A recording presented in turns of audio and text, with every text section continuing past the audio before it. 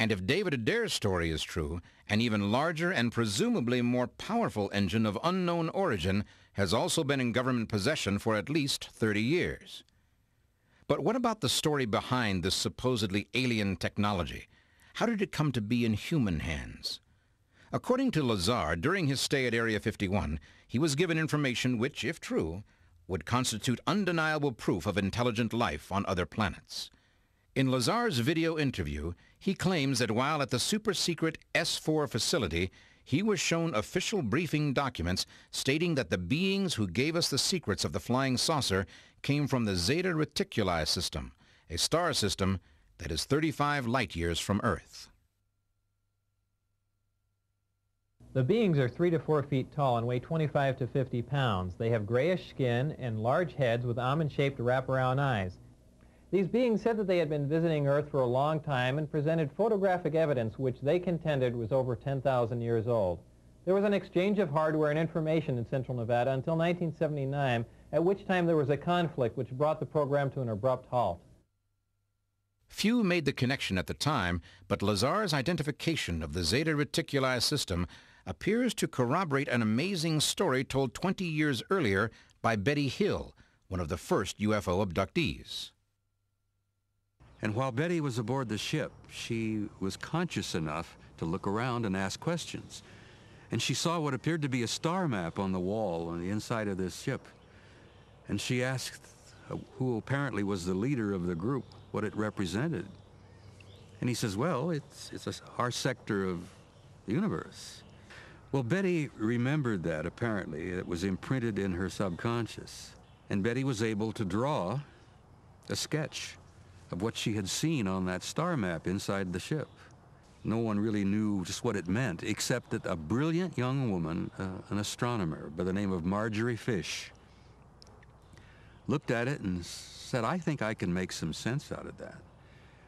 And over the course of about 6 years, Marjorie Fish put together what she thought that map that Betty remembered represented.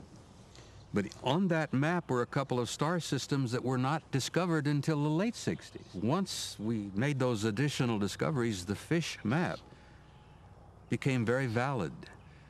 And the place that the captain of the ship told Betty that they were from was a star system that we call Zeta Reticuli. Could Betty Hill have made all of this up? Did Bob Lazar just pull that name out of a hat? Or are we finally seeing some corroborating evidence of alien visitations, even abductions, tied to Area 51? That Betty and Barney didn't make it up. Because over the years since, that's a tiny part of a vast amount of evidence that these are real events. But what of this notion that our government and the aliens have cut some sort of deal? Is such a thing even remotely possible? It is possible that our governments could cut a deal with an alien world in exchange for the technology that we have gained so rapidly and so quickly. We've given them something else, maybe the ability to come and go from this planet and use it like a gas station to go to other planets. Perhaps they're after resources, the water or the minerals in our planet, or possibly even use us as resources. The theories and possibilities boggle the mind. Government collusion with alien forces, abductions, engines of enormous power, all hidden by the desert sands of Area 51. Is this the secret the government is so anxious to protect at Groom Lake? Is it even remotely possible that Area 51 is being used as a sort of spaceport for alien craft in exchange for technology? Area 51 could easily be used as a spaceport. Any facility such as that is that's concealed and has boundaries set off and keeps the public away, and also in a remote area like in a desert, you could easily come and go without much problems, especially if your craft are impervious to radar where you can't see it, and possibly even the naked eye couldn't even see it.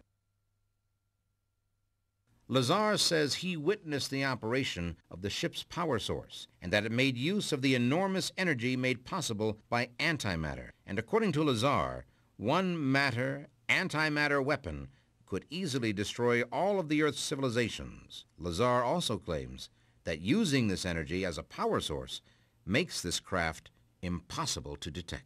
The disk can't be seen from any vantage point, and for all practical purposes is invisible. All you could see would be the sky surrounding it. These are fantastic claims, and Bob Lazar has been accused of fabricating much, if not all of it. Is there any reason to believe what he says? The thing I notice about Bob Lazar when he talks, he's one of the best articulate people in the world of physics. I saw people working down there, so there had to be people working on these projects, and maybe they should take a closer look at what he's saying and really analyze it. Assuming for the moment that all of this is true, what purpose could the government have in mind for all of this technology? Norio Hayakawa doesn't believe these new advances will be used for the betterment of all humankind. You can rest assured that this technology, one way or the other, is going to be used for some type of military activity. Well, this could be used for a large-scale, unprecedented type of war we have ever seen.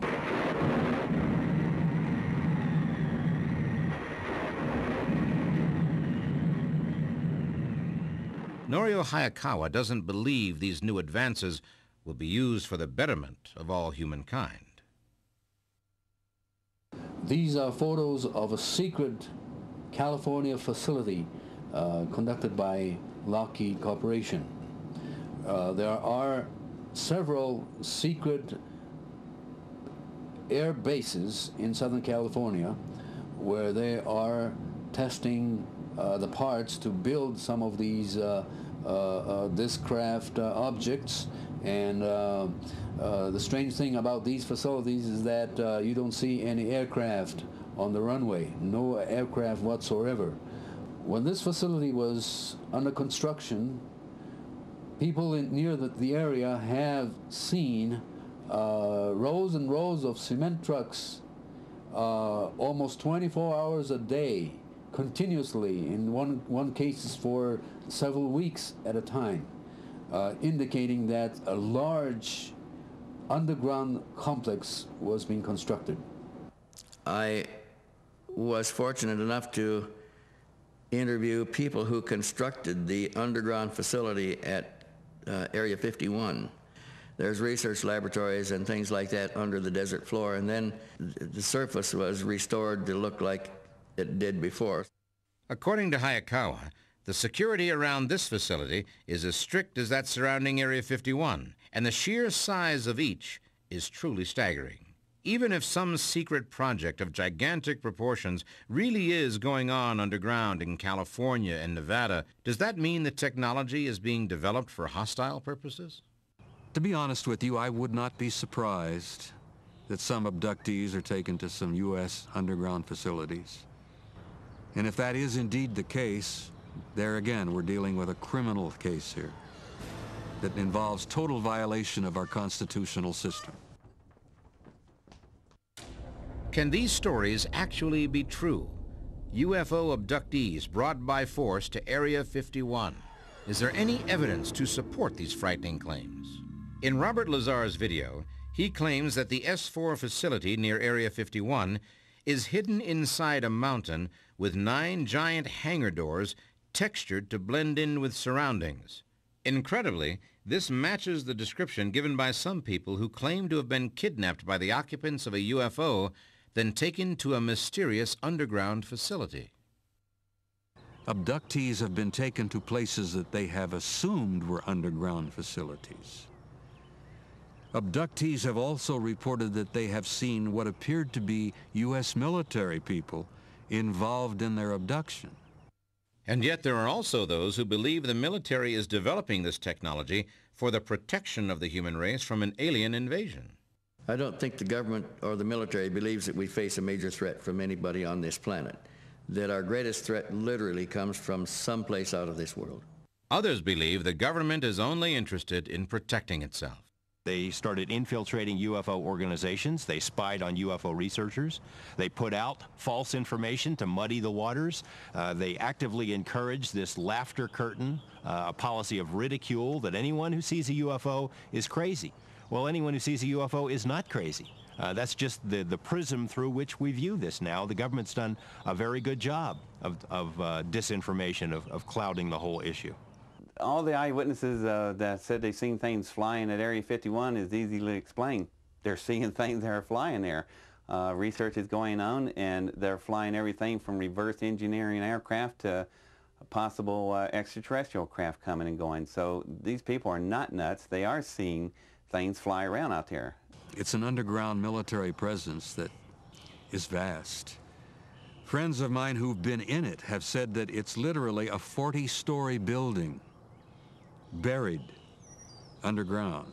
If UFOs are real, the government has perhaps a legitimate interest in avoiding panic and making sure that society does not overreact to this situation. Purportedly, UFOs have been known to the government since the 40s and 50s. During that time, there was a lot of hysteria about communism, about world affairs.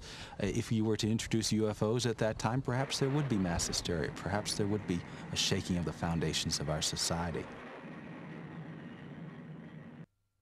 They try and cover up stories. They treat the public like it's just not even important. They've got devices sitting in crates that humanity could benefit from. But what do? They sit there and try and figure out how to make a weapon out of it. It's not the right way to go about it.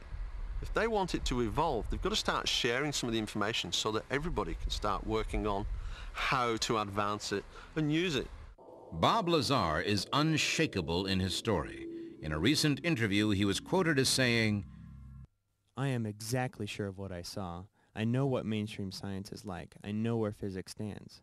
I know all of that, and this is an extraterrestrial craft. This technology is hundreds and hundreds of years in advance of us, and that's the end of the story."